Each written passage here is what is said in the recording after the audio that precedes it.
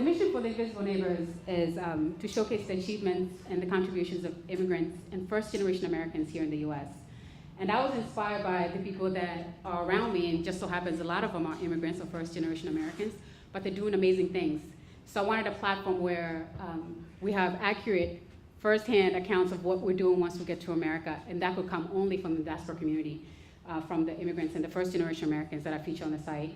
So if you go on the site, you'll see different stories of different, just immigrants and first-generation Americans, not just Africans.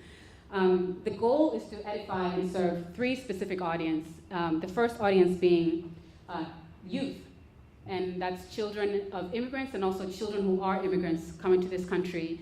And they get to see what it's like once you grow up, what happens once I come to the US.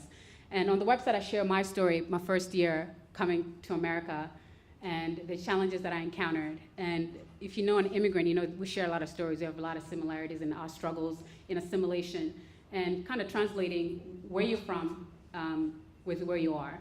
And especially for the youth, they're growing up in households where you're being taught one culture, and then when you walk outside the door, it's a totally separate culture. So how do these children reconcile these two different cultures and what they're being taught, and how do they reconcile both tools to yield success in their communities?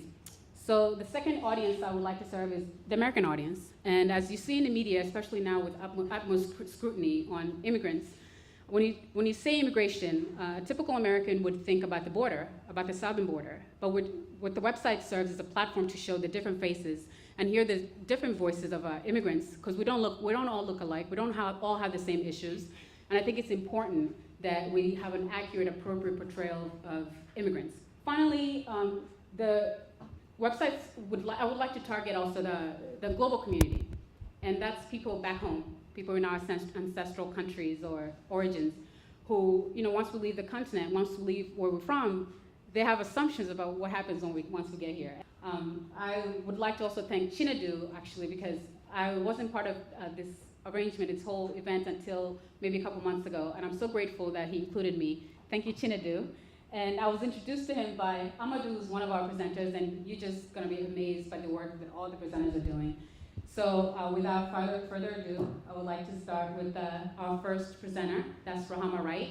Rahama Wright is also part of an organization I had in DC. I'm the DC chapter rep for the Diaspora African Women's Network.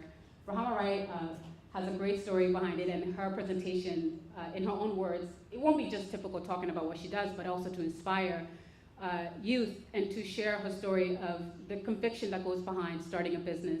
Once the fuel of excitement runs out, once you're in the trenches, how you maintain, how you keep going. And yeah, welcome, Rahama.